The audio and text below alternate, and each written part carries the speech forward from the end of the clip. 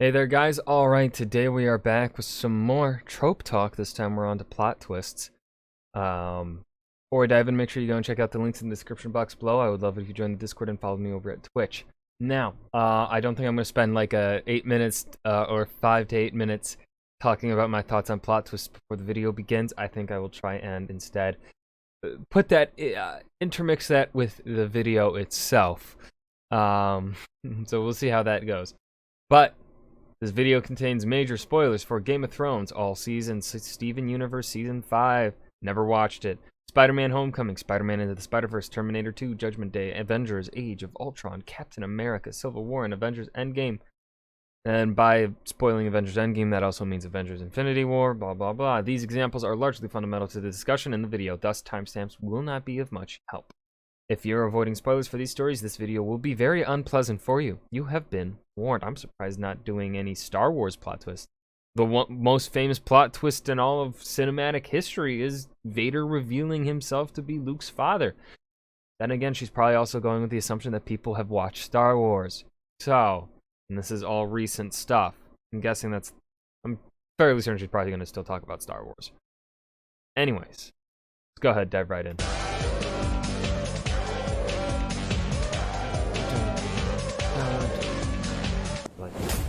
Probably copyrighted. Oh, I'm sorry. Were you Hold the phone. expecting somebody else? Yes. Well, what better way to introduce a trope talk on plot twists than with my very own plot twist? Get out of here. I need the chair. But I was doing a bit. Shoot, shoot. Oh, you fuckers. Plot twist. And that was a subversion of a plot twist. You see what they did there? They gave us a plot twist by throwing Blue in at the beginning, but then they subverted that plot twist by having Red come back. Absolute mad lads. Twists are kind of a hot topic these days. Or at least they were several weeks back when Game of Thrones ended its 10-year run, everyone lost their minds, and I decided to start writing this talk. God, I am still pissed about Game of Thrones ending. How I have so many problems with that TV show. And then after reading the books, it's like I can't even enjoy really seasons 5 or 6 after reading the books because of how much they butcher the Dorne plotline. And then also after reading the books, the importance of young Griff, the importance of Fagon, or if you believe him to be actually be Aegon, Fagon, whichever you want to believe him to be, young Griff. Such an important character. And then like them mixing Jane Poole and Sansa Stark together in the show. After reading the books, you're then like, shit, no, Jane Poole needed to be her own separate character for the TV show instead of mixing her with Sansa because of, like, yeah, Sansa is still in the Eyrie, I believe, in the books, not headed north.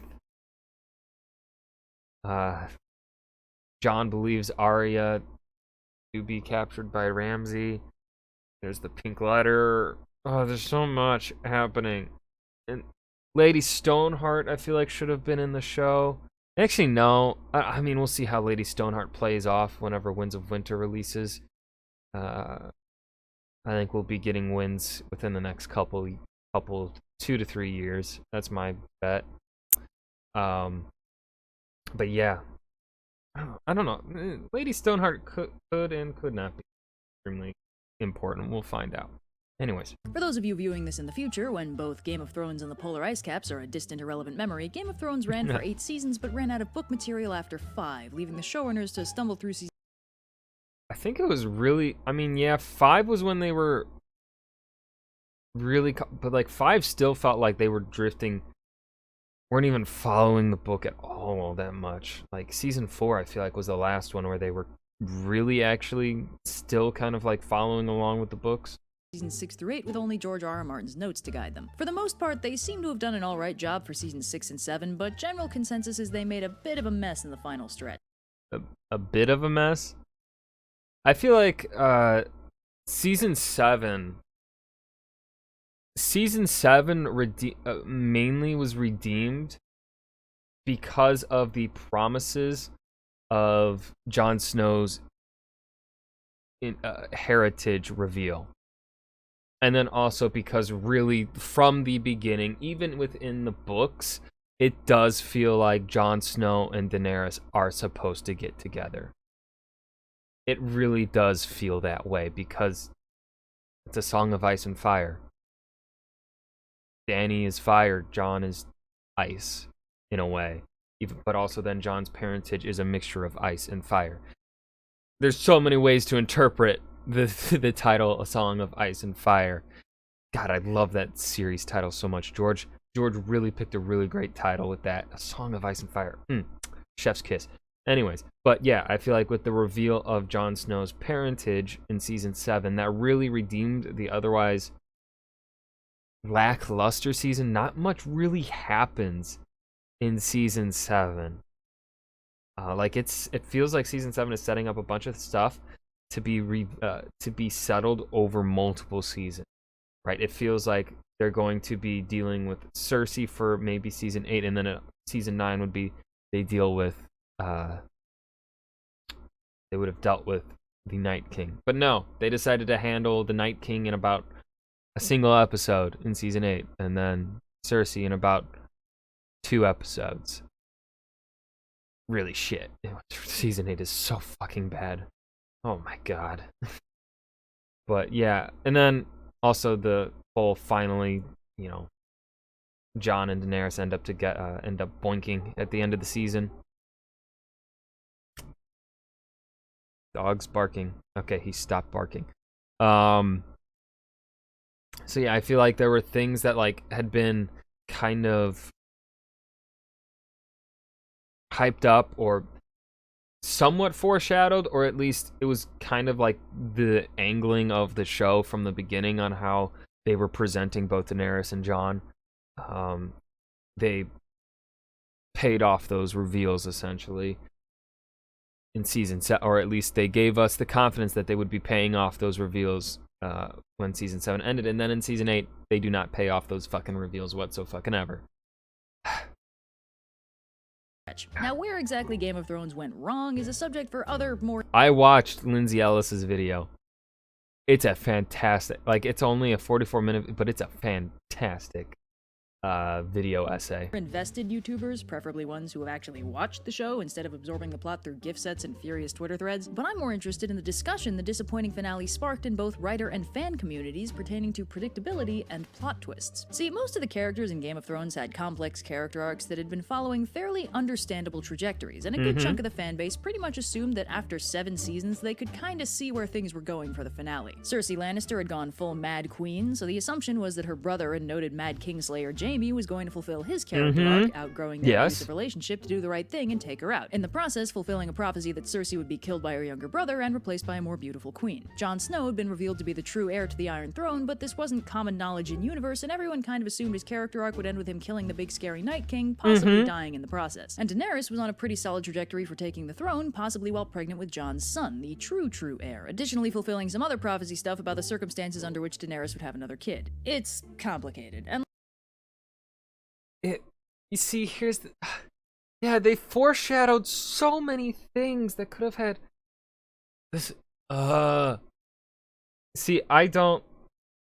There are ways to subvert expectations, but you really need to foreshadow these things happening. There was no foreshadowing that Daenerys was going to go mad. Because if you look at the history of the Targaryens, even though it is a common saying within the world that every time a Targaryen is born, the gods flip a coin to see whether or not they go insane. When you look at the Fire and Blood, you see that that is not the case. That there are really only less than half a dozen Targaryens that actually you could justifiably say are mad, are a mad king, queen. That's it. That's it. There aren't that many. There are certainly a bunch of mediocre Targaryens that did not necessarily handle ruling Westeros well. But then they have roughly, I would say, roughly just as many. There are just as many great Targaryens as there have been mad, if not more great Targaryens than there have been mad ones. God. Yes, Jon Snow should have been the one to fucking fight the Night King. Hardhome, the way we see Hardhome in the show is not how it happens in the books. Jon does not go north to Hardhome. The Night's Watch did not go to Hardhome. Hardhome gets talked about. It is heard about. But Jon doesn't go there and see the Night King. No, because also the Night King doesn't exist at this right now.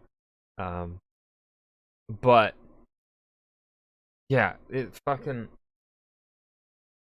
season 4 and the Battle of Hardhome, you look at that and you're like, this feels like Jon. As Jon is leaving Hardhome, he is literally staring at the Night King. That is you, as a storyteller, as a filmmaker, telling exactly the audience that these two are going to fight. That these two, that the end of their character arcs involve them together dealing with each other. The end of the Night King is tied to Jon Snow. Or the end of Jon Snow's death is tied to the Night King. But fucking no. They have him fight the dragon, though. The undead dragon. But they don't even give Jon that heroic moment of killing the dragon. Right?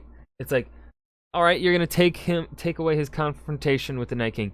At least fucking then have him kill a goddamn undead dragon so that he has his moment of fucking badassery or something. Like, I understand badass moments like that are not within really, or not the Game of Thrones style, but like, season 8 was utter trash, so it was completely going against what they had set Game of Thrones up to be. And like Anyways. I said, I didn't actually watch the show, but my god, Game of Thrones fans would Wait, she hasn't watched the show? complicated. And like I said, I didn't actually watch the show, but my god, Game of Thrones fans would not stop talking about it. I've absorbed more of Game of Thrones through pop culture osmosis than I remember from some shows I actually watched. That is true. That is 100% true, because I did not start watching Game of Thrones until after season 6 had been released. Roughly, I binge watched all 6 seasons of Game of Thrones within about 2 to 3 weeks in the fall before the release of season 7. Yeah. I fucking went off. I went hard. This shit was good. But yeah. God. Yeah, it's like it wasn't even actively looking for information on Game of Thrones. It was just like I'd be scrolling on social media and there'd be Game of Thrones posts and I'd be absorbing some of the information there. Not really caring, not really paying attention, but there was so much Game of Thrones was so fucking popular that you heard people talking about it all the goddamn time. So, yeah. The point is, there were a lot of plot threads to wrap up, but most of them tied together into neat little endings that, at this point, 10 years in, everyone could kind of see coming. And then people... Because that's what you call good storytelling. Good storytelling is an author providing the proper foreshadowing, and given enough time, and especially with the internet existing, the people are going to be able to put together the plots that you've been working on, especially after a decade. You can't... People got a little concerned when Arya Stark killed the Night King. Like, good for her, girl power I guess, but this was the first hint that maybe the showrunners were deliberately trying to subvert the audience's expectations in the final stretch. Oh, you just assumed Jon would kill the Night King because they've been sharing an arc and he's basically the main character at this point? Ha, gotcha. Exactly! Like, I'm not... Because Arya's arc always felt like it... Her arc was always tied to the people that had killed her father, right? Her arc was always about getting revenge. And her arc was to end with her probably not seeking that revenge. And that's what they did give us. They did give us Arya not going for the revenge herself. Sandor Clegane instead gets her to go away, and he gets his revenge on his brother because that's his arc. His arc is getting the courage to fight his brother and stand up. Arya's arc is learning revenge bad, you know. And it's a well done revenge bad plot, or at least it was until season 8. Actually, no, Arya's arc actually wasn't necessarily ruined because of the Night King thing. It's just her killing the Night King takes it away from Jon, which is what I don't like. But like, other than that, Arya's arc actually is decent. I don't know how I don't know. Mixed bag. But then, in the last few episodes, the showrunners did two things that managed to piss everybody off. First, they made Jaime go back to Cersei, abandoning his love interest Brienne after what amounted to a one-night stand, proclaiming his love for Cersei and his general disdain for the innocent people he's made a habit of sacrificing everything to protect, and then he and Cersei get killed by falling rocks. And second, they made Daenerys go crazy and murder a city full of innocent people after she made it her life's mission to save the innocent, empower the enslaved to rise up against their masters, and break the wheel of tyranny and destruction. This really What makes it worse is that they are having her get triggered by the ringing of bells. And when you read the books, there's a character named John Connington who clearly has an association with bells because of a certain battle that he was a part of in his history during during Robert's Rebellion. So they were That's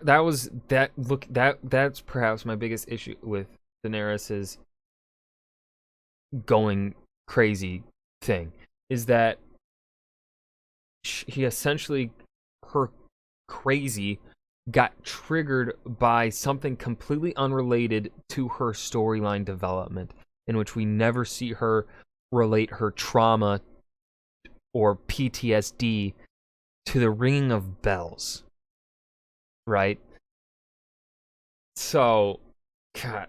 really made people think that the showrunners were just trying to subvert the audience's expectations for shock value rather than bring the stories to a satisfying end. You expected Jaime's character arc to have some sort of dramatic conclusion, but instead we rolled back 6 seasons of character development and dropped a building on his head. You expected Cersei to get what was coming to her in some dramatic prophetic confrontation, but instead we made her comparatively sympathetic as former good-hearted Daenerys burned her city to the ground. And we dropped a building on her head. You expected Daenerys to overcome her relentlessly terrible life and use the power and autonomy she gained to help those similarly imprisoned and used, but instead we made her go crazy and murder everybody so Jon Snow could murder her. Oh, and if you thought Jon would get to be king after finding out he's the rightful heir and everything, nope, he's going back to exile in the north for murdering Daenerys. Oh, man, we still need a king. Oh, what about that psychic wheelchair kid we forgot existed for most of the season? Yeah, he'll make a fine king. Oh, and make sure we call him Bran the Broken, because I bet the disabled members of the audience weren't expecting to feel terrible today. I like to... Yeah. Shockbait, deliberately trying to confuse / surprise the audience no matter the cost to the quality of the narrative. And then not to mention that by making Bran Stark the king of Westeros, it completely undermines Sansa's own character arc of her growing independence, of her independence arc, and how she's very much like Queen Elizabeth, I think, Queen Elizabeth I or something. And then Sansa's like, yeah, my brother is possibly immortal and also like all-knowing. And yeah, my brother is the king of Westeros. But you know what? We're still going to declare northern independence. Even though that if Bran dies, if Bran Stark dies, the kingdom goes to Arya or it goes to Sansa. If he is killed young, it would, in terms of inheritance, it would go to Sansa if he were to die in her lifetime. And then if he were not to die to her lifetime, it would go to Sansa's children's children or whatever, if Sansa ends up marrying and having children. So it's like, there's no logical reason for the North to go independent, even though in the books it definitely does seem like Westeros is going to collapse and it's going to be a bunch of independent kingdoms is what I'm thinking it's going to be. Or at the very least, the North will, I do believe the North will become independent by the end of A Dream of Spring.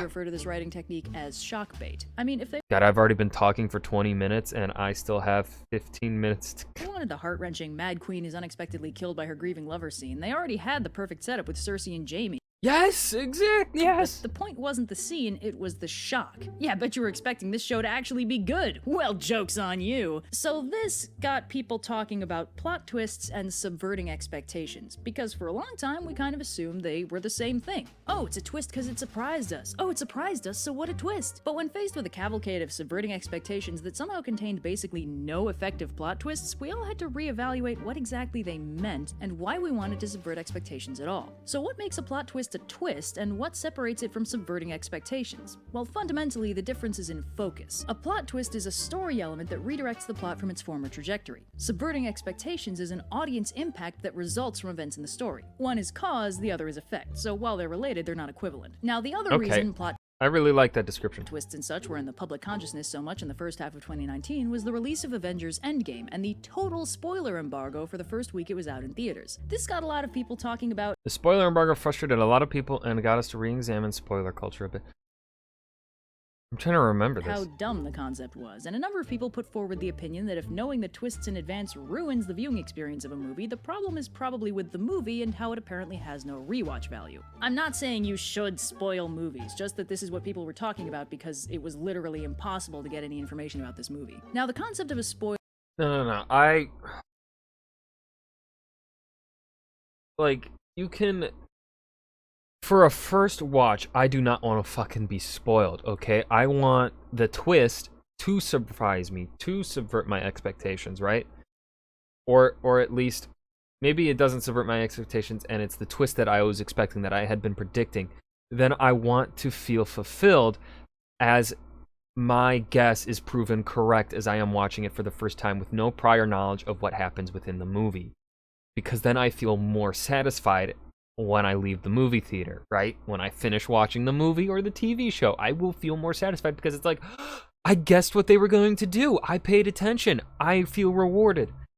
It's not... I fucking hate that whole argument of, well, if I reveal the spoiler, if someone knows the spoiler ahead of a time and it ruins the movie, then maybe it's not a good movie. No.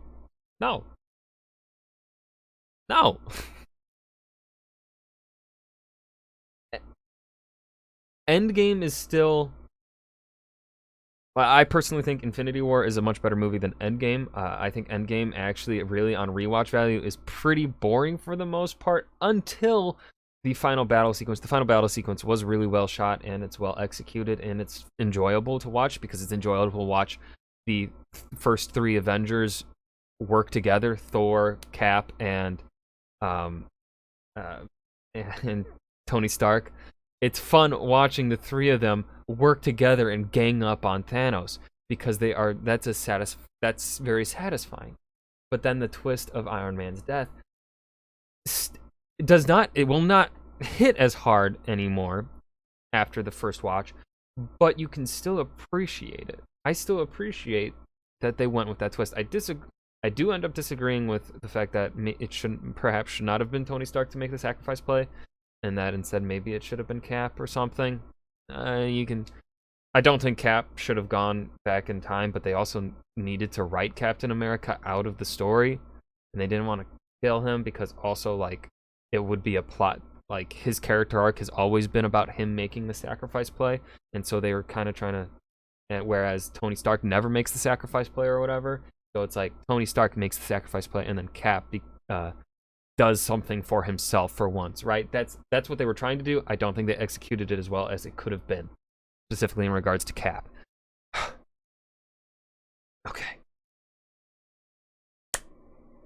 Where was I going with this? I forget. But yeah, no. I fucking had The Force Awakens spoiled for me. And I still went and saw that movie opening night, like opening weekend or something, within the first week. But some fucker spoiled it for me. And so the whole time I was just sitting there thinking about Han Solo's death. And I was upset. Because it's like, I know what's going to happen. I know what's probably going to happen at the ultimate climax of the movie. At the peak climax. Han Solo's going to fucking die. I was expecting, like, it hurt. I felt like I couldn't be as connected to Han Solo in that movie because someone had spoiled it for me ahead of time. So don't fucking spoil. Like, because Force Awakens is still a decent movie. It's still somewhat rewatchable. But Han Solo's death, knowing about the plot twist that they do in Force Awakens, isn't what ruins the movie, isn't what keeps it from being rewatchable. It's Rise of Skywalker that keeps it from being rewatchable for me. God. Oh, fuck. 25. Oh, I'm Spoilers talking too firmly much. on the audience impact side of things. Spoilers don't affect the plot, aka the cause, but they affect the audience response, aka the effect. When a plot twist is spoiled, it just tells the audience that the twist is coming, effectively turning a first viewing into a second. Yes! That's what I was trying to say. Spoiling a twist takes Less away the smartly. first impact and replaces it with a kind of suspense, not really ruining the experience, just changing it. Alfred Hitchcock's thoughts on suspense are pretty much legendary at this point. He suggests that if you show an audience a room full of people and suddenly blow it up, the audience feels a few seconds of shock. But if you show the audience a room full of people and tell them a bomb under the table will go off in 10 minutes, the audience has 10 minutes of suspense. By giving the audience information, the audience knows enough to be afraid. In effect, a spoiler or a second viewing gives the audience information that turns the lead up to a plot twist into Hitchcockian suspense. By now, pretty much everyone on the planet knows that at the end of Game of Thrones Season 1, Ned Stark is killed. At the time, this was a twist. Now everybody watching Season 1 goes through it dreading what they know is inevitable. The problem I keep running into with discussions of spoilers and subverting audience expectations and stuff is that you can only ever surprise your audience once. And that's cool, getting that initial what is great, but if your end goal is just to shock them, your story kind of ends up one use only. If you tell your audience there's a bomb under the table and then one of the characters gets stabbed by a clown, you don't win because your audience is going, what? This is why the real substantial plot twists have more to them than just surprising the audience on a first viewing. So, having gotten all that out of the way, let's... I think she explained it far better than I did. I do agree with that statement of like, hey, you know, work on the suspense there, right? Like, there's no suspense to Daenerys going mad because it's not properly foreshadowed. But Ned Stark dying is properly foreshadowed. It's foreshadowed within episode 1 with the dead Mama Direwolf being killed by the stag. But the stag also dying alongside the Mama Direwolf, right? Let's actually talk about plot twists. Broadly, there are two major kinds of plot twists, and there's totally overlap between them. It's not a strict categorization. There are basically retroactive twists and trajectory twists. Retroactive twists reveal something to the audience that retroactively changes the way the story up to this point can be interpreted. On their Darth Vader's reveal. they normally happen near the end of the story and mostly affect the rewatch value. But retroactive twists can happen at any point in the story, they'll just affect the rewatch value up to this point. A retroactive twist is usually a revelation of some kind, a new bit of information revealed to the audience and or the characters. Some of the most iconic plot twists are in this category. The Sixth Sense, Planet of the Apes, and Citizen Kane are the big ones. He Was Dead All Along and It Was Earth All Along were so popular that they're kind of generic twists by What was Citizen Kane?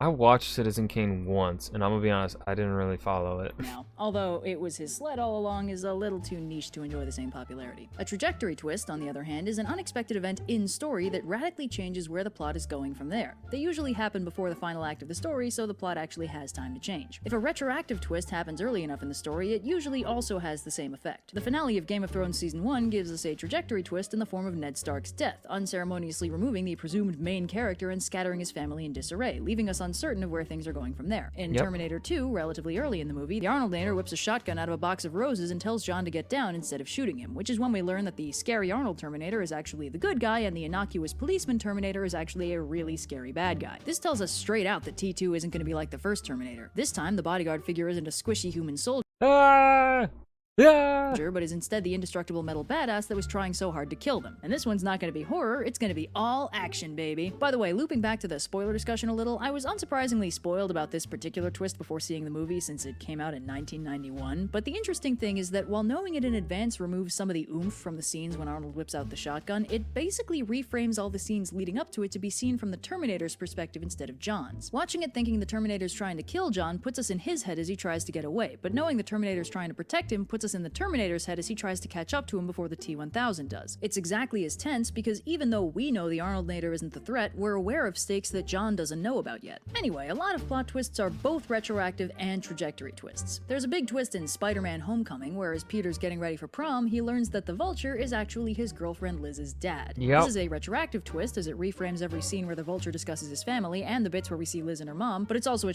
I really liked Homecoming. Specifically the ending, the final Vulture and Peter Parker's fight at the end, where Peter doesn't win and Vulture also doesn't win.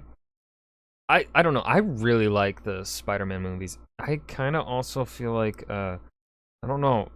No Way Home might be the weakest of them. I feel like it has the least rewatchability in terms of like what we are discussing here, or in terms of regards to rewatchability with the plot twists. Because of this reframing, the reframing here, I really like Homecoming and Far From Home. Yeah. trajectory twist as it leads to the Vulture finding out Peter's secret and kicks Peter back into action as Spider-Man. Steven Universe has a similar character reveal twist where midway through the 5th season, Steven learns that his mother, the heroic rebel Rose Quartz, was actually the tyrannical pink diamond she was supposedly rebelling against. This reframes 5 whole seasons of stories about Rose Quartz, Pink Diamond, and the rebellion as a whole, and also reframes our image of Pearl, who knew the whole time but was physically compelled to keep it a secret. But it also radically shifts the focus of the plot, as now Steven is determined to stop the conflict with the other diamonds, fix the damage from the Gem War, and do what his mother couldn't in either of her identities. I want to real quick put a spotlight on Into the Spider-Verse, because it had a bunch of plot twists that were all very different and all handled very well. In the trajectory twists category, the big one is the death of Peter Parker, which happens super early in the movie. They give us this perfect Spider-Man in his absolute prime, and right after he promises Miles to help and mentor him in his new abilities, he dies. Miles spends the rest of the movie struggling to find another mentor who can help him get a handle on his powers and trying not to crumble under a mountain of expectations, things he wouldn't have had a problem with if Peter had survived to train him.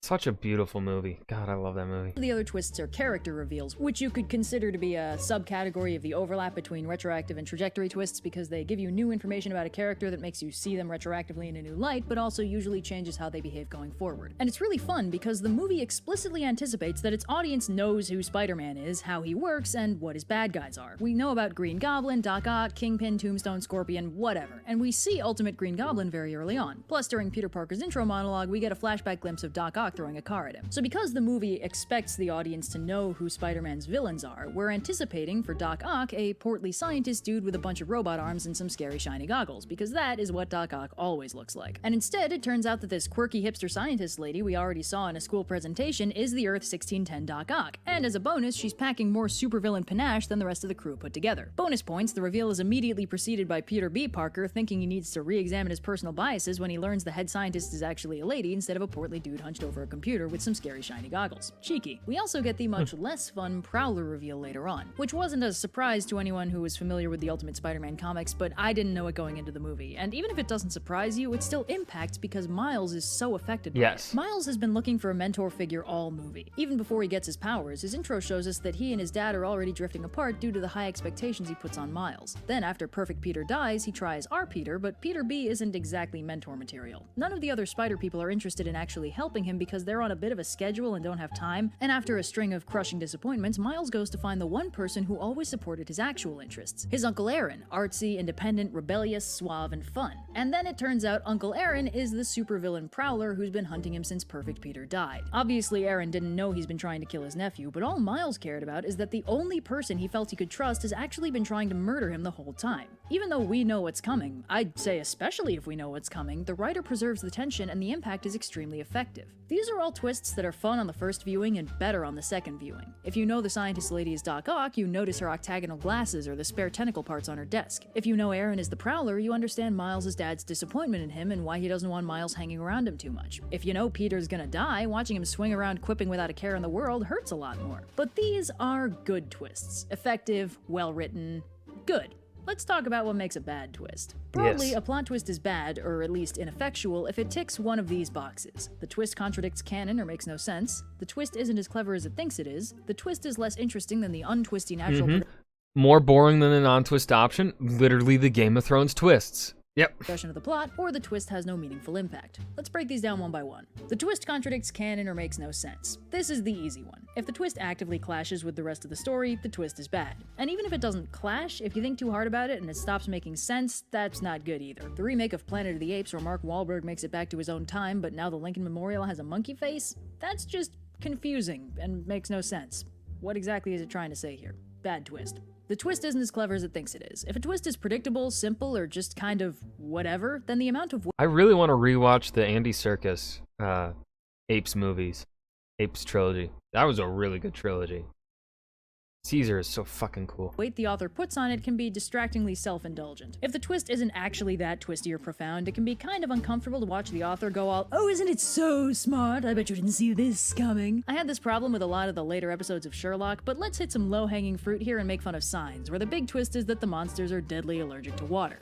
That's not a very complicated twist, and also it'd be like if a bunch of humans went to a world where it's mostly covered in and actively rains lava and were shocked to discover that we caught fire. We're not even wearing suits. Bad twist. The twist is less interesting than the untwisty natural progression of the plot. This one might actually be a little controversial, but if the plot twist results in something more boring than the non-twist version, that's not good. Any story where the twist is that radical, fantastical adventure was actually all a dream or drug-induced hallucination falls into this category. Yep. So does the ending of Game of Thrones, where the big twist was everyone's character arcs ended badly. Bad twist. The twist has no meaningful impact. This is really the biggest one. If the twist has almost no consequences, what was the point? The most important characteristic of a plot twist is right in the name. It has to twist the plot. If it just jiggles it a little, then whatever. I have a favorite good-bad example here that manages to tick every box. So let's circle back to my old favorite punching bag, Age of Ultron. Oh. Specifically, the bit where Quicksilver dies. See, Age of Ultron spends basically the whole movie trying to convince us that Hawkeye's gonna die. He gets injured early on, sarcastically announces he's gonna live forever, and we learn he's got a secret family with a loving pregnant wife and 2 adorable kids, and he stares at a picture of them before heading into the final battle. Oh, that's a good point that I didn't really pay much attention to. Oh, you know what? Now that I think about Age of Ultron, I think Age of Ultron is a okay movie. Fuck Joss Whedon though. Whedon is a fucking creep.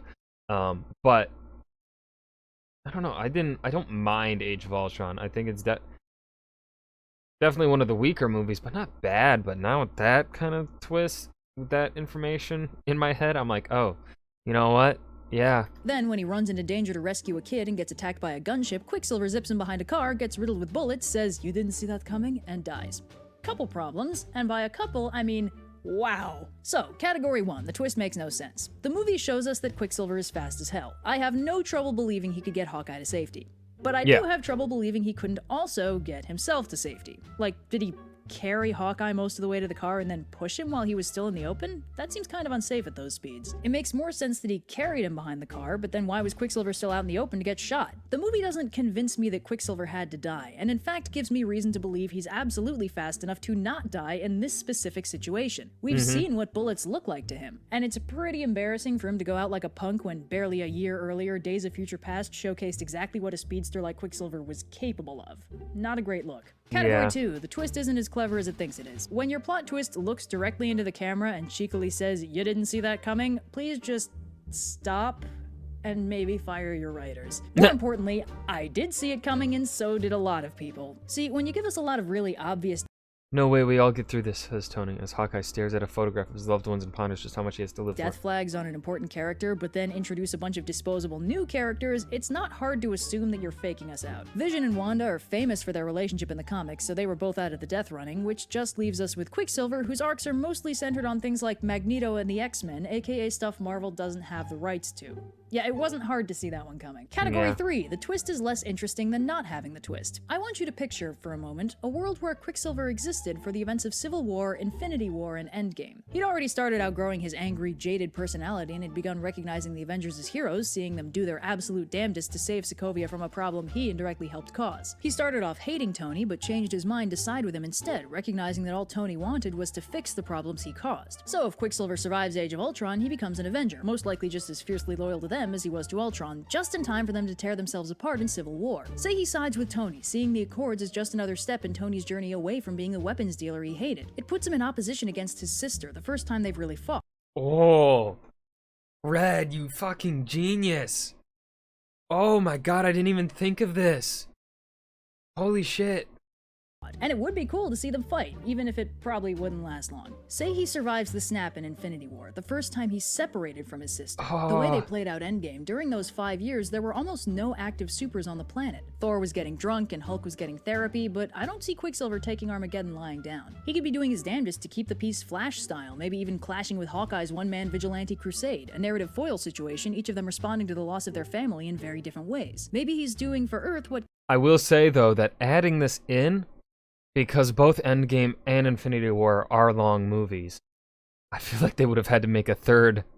There would have been need to be Infinity War Part 2, and then Endgame or something, if they are adding, because this is a really interesting plot line, though, but it adds a lot to think about, I think. Captain Marvel is doing for the rest of the galaxy, desperately running around keeping things working while the rest of the team searches for a real solution because he's the only one with the powers to do it. Then Wanda comes back after the snap, and suddenly there's a 5-year age difference between these twins. Wanda's still mourning Vision, Pietro's just happy she's alive, and my god, the emotional baggage they could unpack there. There is so much potential here, but Age of Ultron wanted a death, and Pietro was available, so sucks to be him. Bad twist. Category 4, the twist has no meaningful impact. You guys notice nobody liked Quicksilver? Literally nobody but Wanda, and his death just made her kill Ultron bots slightly faster than she already was. Quicksilver dies, Hawkeye lives, the cast expands by 2 instead of 3, nobody mourns, nobody gets a funeral, nobody cares. Hawkeye grimaces sadly for a couple minutes, and then everyone puts on their dark, serious pants for Civil War, and I'm pretty sure they don't even mention him in Civil War. So, broadly, there are a number of ways to screw up— They're only just now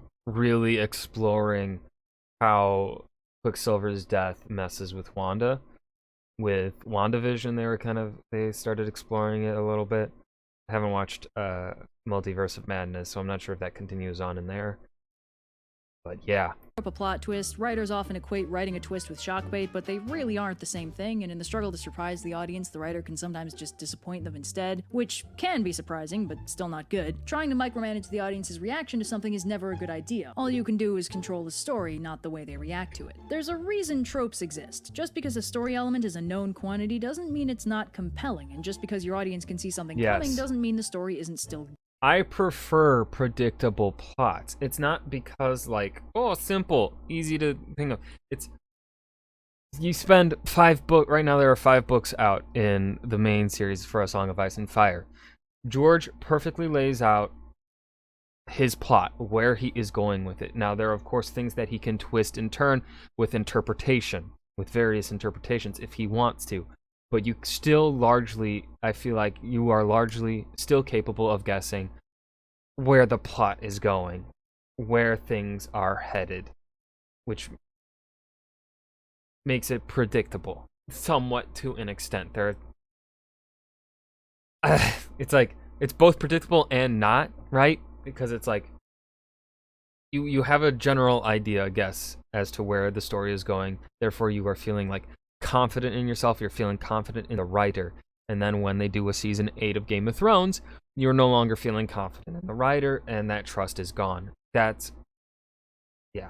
Good. Maybe we should all stop freaking out about spoilers so much. Good stories have rewatch value. Good stories are good even if someone summarizes the whole story first. Plus, I mean, I always get really happy when my audience can guess where my story's going because it means I'm doing my job right and getting my plot across without confusing anyone. Isn't that the whole point? So yeah. Yes, I 100% agree. Like, I'm the one I personally like the one where it reframes past information, like the fucking Darth Vader plot, Darth Vader reveal, where a new bit of information is revealed and then you're like, it changes how you think about something. It doesn't, you know, that's my favorite kind of plot twist. That's one that I am, like, that's one I'm actively using. I don't think I'm using the other plot twist, other type of plot twist really in my book, in my writing. I think I'm very primarily using that other plot twist. Anyways, this was a long video. This is my longest video in a while. I think, whoa, this might be my longest video since the last time Oversimplified released a video. Oh boy. Well, that was Trope Talk Plot Twist by Overly Sarcastic Productions. My voice is gone. I hope you guys enjoyed. Remember to hit that like button and subscribe for more. And I will see you guys in the next video. Peace.